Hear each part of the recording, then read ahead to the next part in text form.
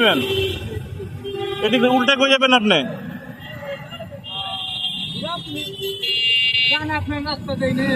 এই রাস্তাতে তুমি এদিক কই যাবে তুমি?